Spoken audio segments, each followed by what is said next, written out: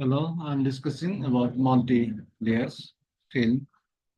Multi-layer films are composites of materials composed of multiple layers of different polymers or other materials, each contributing specific properties to the overall structure. These films are widely used in industries such as food, packaging, pharmaceuticals, electronics, and agriculture due to their ability to combine desirable properties like barrier performance, mechanical strength, and visual appeal.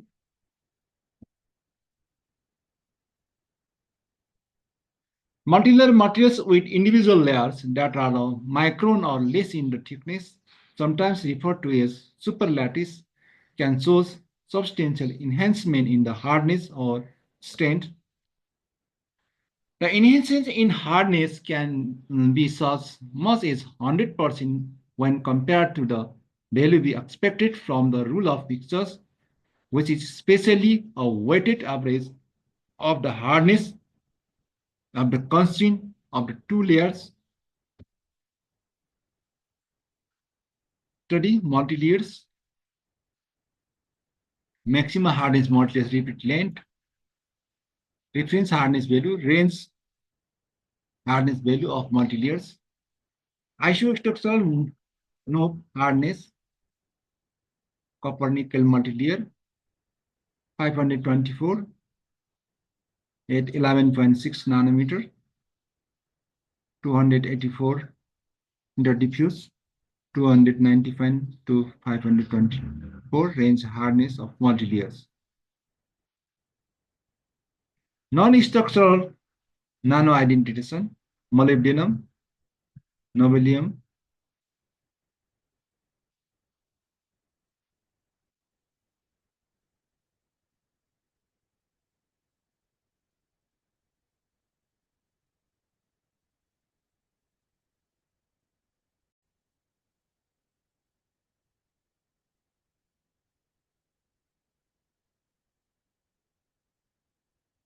thirty-three gigapascal at 2 nanometer, nobelium, nitrogen 7 gigapascal, 12 to 33 gigapascal.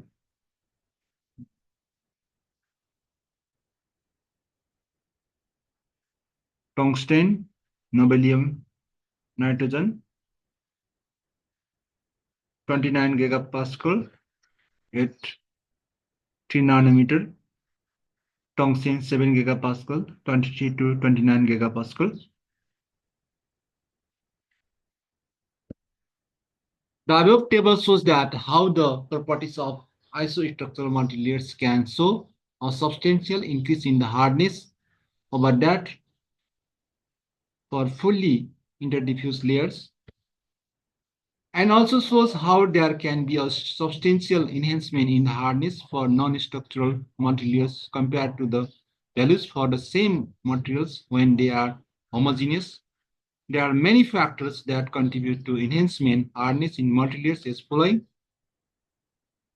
All pitch behavior, it is related to this locations pile up at grain boundaries pile up in the use to describe two distinct effects. One is the material building up at the side of the identification. The other is in the accumulation of dislocation on a slip plane. The dislocation pile up at the grain boundaries impedes the motion of dislocation.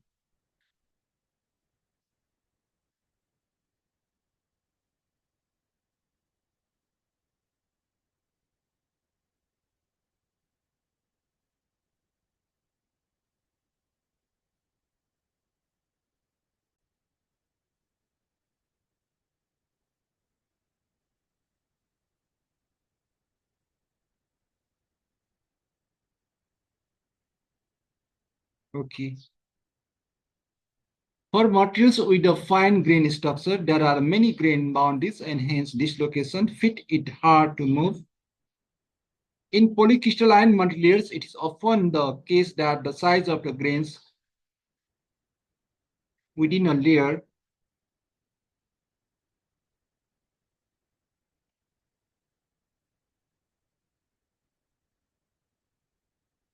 Within a layer scales with layer thickness so that reducing the layer thickness reduces the grain size. Thus, the whole piece relationship below should be applicable to polycrystalline multilayers films with the grain size.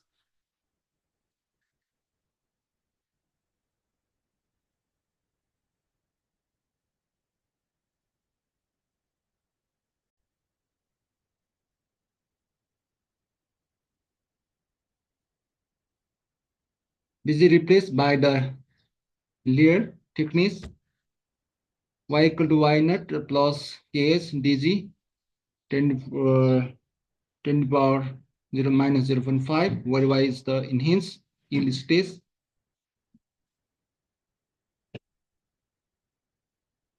Y naught is the yield stress of the single crystal.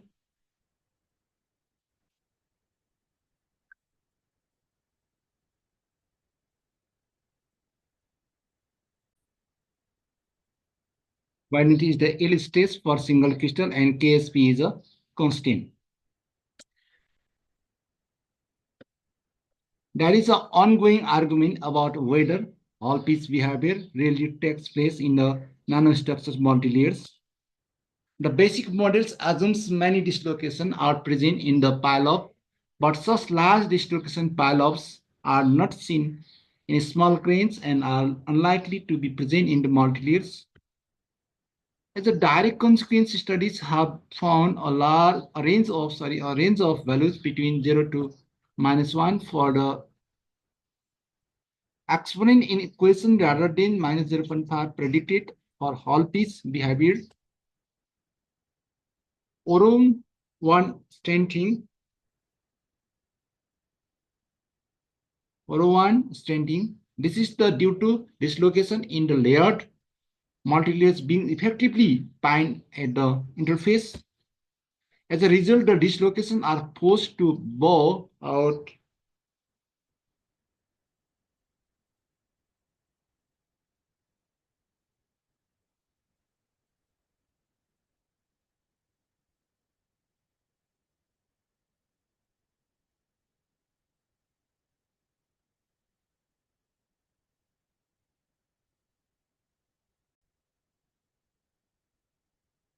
Okay, as a result, dislocations are forced to bow out along the layers in narrow films. Dislocations are pinned at both the top and bottom interface of the layer and bow out parallel to the plane of the interface.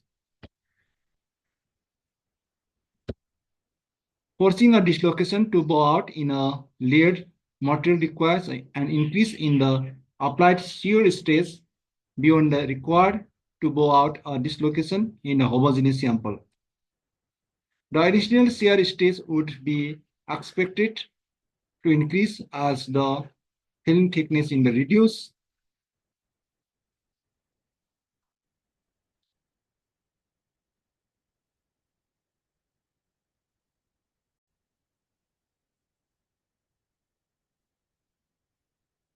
Okay.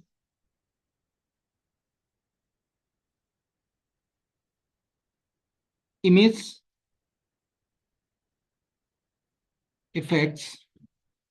These were suggested by Kohler as a possible source of enhanced yield stress in the multilayers materials.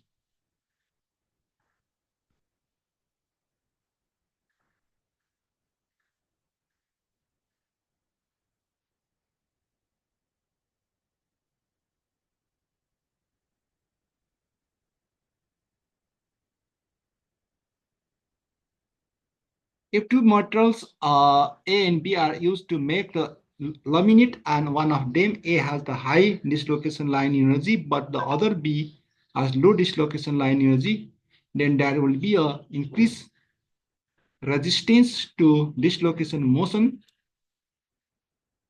due to image force. However, if the individual layers are thick enough that there may be a dislocation source present within the layer, then dislocation would pile up at the interface. This will create a local stress concentration point and the enhancement to strength will be very limited. If the layers are thin enough to have no dislocation source present, the enhanced mechanical strength may be substantial. In Kohler's model, only nearest neighbor layers were taken to contribute to the image force. However, this was extended to include more layers without substantial change in the results. The consequence on the image effects on reducing the thickness of the individual layers in a multilayer is that it prevents dislocation source from being the active within the layer.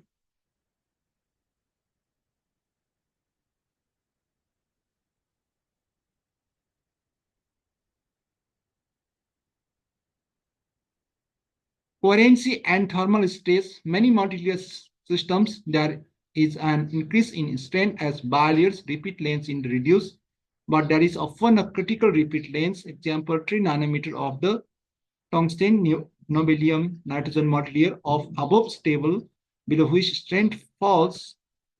One explanation for the fall in the strength involves the effects of the coherency and thermal stress on the dislocation energy.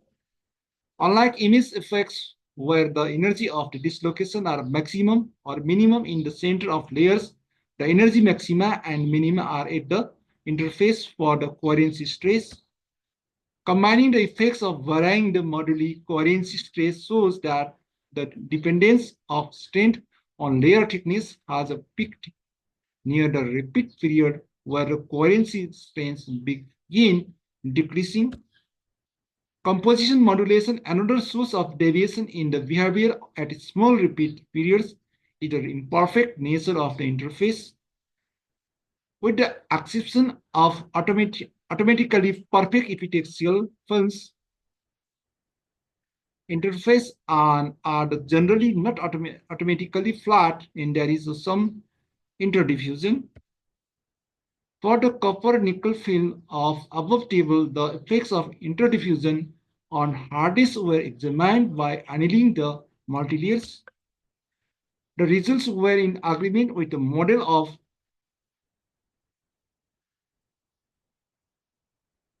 that predicted and variations in hardness would be proportional to the amplitude of the composition modulation. It is interesting to note that the explanation for enhanced mechanical properties in multilayers materials are all based on the dislocation mechanism. So it would seem natural to assume that multilayers materials that do not contain dislocation will show no enhanced hardness over their rule mixture values. This has been verified by the studies on amorphous metal multilayers, which shows that the hardness of the multilayers firstly lies between that of the two individual materials and secondly has almost no variation with repeat period. Okay, it's all about